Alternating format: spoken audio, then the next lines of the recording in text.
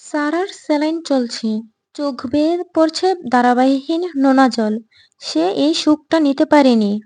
লজ্জায় কষ্টে পাথর হয়ে গেছে সে। শুভ্র তখন সারাকে কোলে করে রুমে নিয়ে আসে। তারপর ডাক্তারকে কল দেয় সাথে সাথে। ডাক্তার এসে চেক আপ করে সারাকে। অনেকক্ষণ দেখার পর সারাকে স্যালাইন দিয়ে দেয়। তারপর বলে, রোগী হয়তো কোনো কারণে খুব কষ্ট পেয়েছে, যার কারণে স্ট্রোক করতেও পারতো। ভাগ্য ভালো থাকায় ভালোর উপর দিয়ে গেছে, বলেই দম ছাড়ে ডাক্তার ইলিয়াস। শুভ্রর পারিবারিক ডাক্তার সে। ডাক্তারের কথা শুনে শুভ্র কিছুটা অবাক হয়। এতটুকু কারণে একটা মেয়ে এতটা কষ্ট পেতে পারে, তা তার ধারণাই ছিল না। শুভ্র ডাক্তারকে বলে, এখন কি করব? ডাক্তার ইলিয়াস তখন বলে, আমার মনে হয় মেয়েটাকে তার পরিবারের কাছে নিয়ে যাওয়া উচিত। অনেক সময় এমন হয়ে থাকলে, একটা হাসি খুশি পরিবারের সাথে মিশে থাকলে ঠিক হয়ে যায় বলে ডাক্তারের চলে যায়। এদিকে শুভ্র চিন্তায় পড়ে যায়। জানে মেয়েটা মাত্র চুক্তিতে বিয়ে করেছে, কিন্তু মেয়েটা অসুস্থ হলে তার মেয়ের কে খেয়াল রাখবে?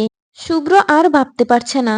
সারার মাথার কাছে বসে অরুর দোলনায় ঘুমন্ত অরুর দিকে তাকালো। তারপর বিড়বিড় করে বলল, বাবার চেয়ে শক্তিশালী কোনো পুরুষ হয় না, আর মায়ের চেয়ে যত্নবান কোনো নারী হয় না।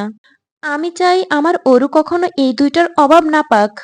আমি জানি সারা অরুকে খুব ভালোভাবে মায়ের মতো আগলে রাখবে। শুভ্র আর কিছু ভাবতে পারল না। পকেট থেকে ফোনটা বের করে সারার দিকে একবার তাকালো। কি সুন্দর মা মেয়ে দুজন ঘুমোচ্ছে, আর সে চিন্তায় পড়েছে। মুচকি হাসলো শুভ্র সারার কপালে ঠোঁট ছুঁইয়ে দিয়ে। ফোন থেকে বাবা নামটা সেভ করা ছিল। কল লাগালো তার বাবার ফোনে। প্রায় 25 মিনিট কথা বলে রুমে এসে তৃপ্তির একটা হাসি হাসলো। সে জানতো তার বাবা মা কোনোদিনও দ্বিমত করবে না। আজকে নিয়ে যেতে বলেছে। শুভ্রর মা তো সারার অসুস্থতার কথা শুনে না জানা অচেনা মেয়ের জন্য এখানে চলে আসতে চাইছিল। শুভ্র বলেছে সারা একটু সুস্থ হলেই তারা সিলেটে আসবে। শুভ্র ফোন চার্জে দিয়ে সোফায় বসে অফিসের কাগজগুলো দেখতে থাকলো। দেখতে দেখতে কেটে গেছে 2টা দিন। শুভ্র আজ সিলেটে যাবে। হয়তো এবার থেকে সেখানেই থাকবে। শুভ্র নিজের ডাকার ব্যবসা নিজের বাবার হাতে তুলে দেয়। তারপর সিলেটের উদ্দেশ্যে রওনা দেয়। সারা আগের চেয়ে সুস্থ হয়ে গেছে, কিন্তু মন মরে গেছে তার। আগের মতো হাসে না সারা, কিন্তু অরুকে সব সময় ঠিক মতো কেয়ার করে শুভ্র, এতেই খুশি। শুভ্রদের ট্রেন রাত 11টায়। যদিও শুভ্র গাড়িতে যেতে চেয়েছিল, তবে সারা ট্রেনে যেতে চেয়েছে। সারা নাকি আগে কখনো ট্রেনে যায়নি। শুভ্র অবাক হলো না, কারণ সে জানে সারাকে তার মামা মামি বাড়ি থেকে বের হতে দিত না। সময় মতো ট্রেনে উঠে পড়ল শুভ্র সারা। শুভ্র এক হাত দিয়ে লাগেজ নিয়েছে, অন্য হাত দিয়ে সারার হাত শক্ত করে ধরেছে, যেন ছেড়ে দিলেই হারিয়ে যাবে। সারার কোলে ছোট্ট অরু ফেলফেল করে তাকিয়ে আছে সারার মুখের দিকে। শুভ্র নিজেদের জন্য একটা আলাদা কেবিন নিয়েছে। ট্রেন চলতে শুরু করলো। সারা জানালা দিয়ে বাইরে তাকিয়ে চারপাশে ফেলে যাওয়া অন্ধকার প্রকৃতি দেখছে। শুভ্র সারার কাছ থেকে অরুকে নিয়ে তারপর সারাকে এক হাতে বাহু ধরে নিল। তারপর সারার হাতে একটা ব্যাগ ধরিয়ে দিল। সারা শুভ্রর দিকে তাকাতেই শুভ্র হেসে বলল, খুলে দেখো।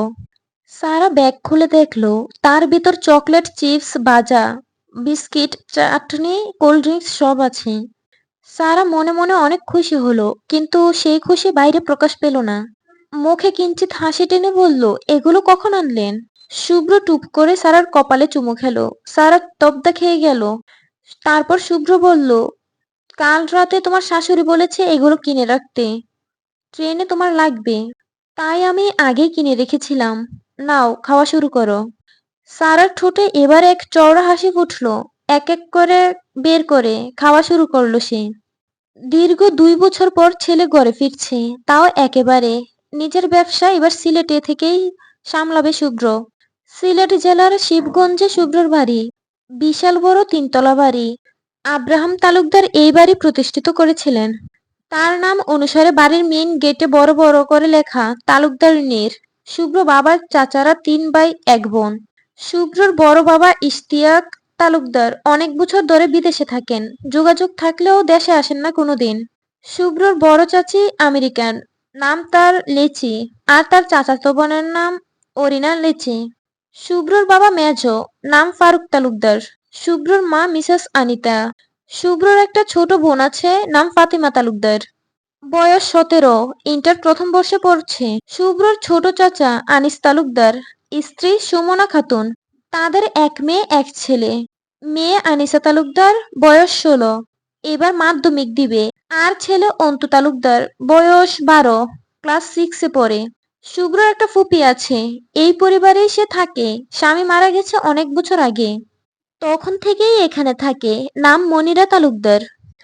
তার এক ছেলে এক মেয়ে। ছেলে শ্রাবণ তালুকদার, বয়স 26। শুভ্র আর শ্রাবণ পিঠাপিঠি। শ্রাবণ বর্তমানে ব্যাংকে চাকরি করে। সে কোনো মতেই ব্যবসা করতে রাজি ছিল না, তাই আর কেউ জোর করে নাই। আর মেয়ে শান্তা তালুকদার, বয়স 19, উচ্চ মাধ্যমিক পরীক্ষা দিয়েছে। শুভ্র বাড়ি ফিরছে শুনে রান্না করতে বিজি আনিতা ও সুমনা, আর হাতে হাতে কাজ করে দিচ্ছে মনিরা। এই বাড়ির সকলের চোখের মনি শুভ্র। কখনো কারোর সাথে উঁচু গলায় জোর করে কথা বলে নাই। যতই রাগ হোক তাও কারো মুখের উপর কথা বলে নাই। শুভ্রদের ট্রেন এসে থামলো নির্দিষ্ট গন্তব্যে। শুভ্র সারার হাত ধরে লাগেজ নিয়ে বের হয়ে এলো স্টেশন থেকে বাইরে। তারপর একটা গাড়ি ঠিক করে উঠে পড়লো গাড়িতে। গন্তব্য শিবগঞ্জ তালুকদার বাড়ি। গাড়িতে উঠে সারা আবারও ঘুমিয়ে গেল শুভ্রর কাঁধে মাথা রেখে। তারপর রাস্তার ঝাঁকুনিতে হালকা চোখ মেলে শুভ্রকে বলল,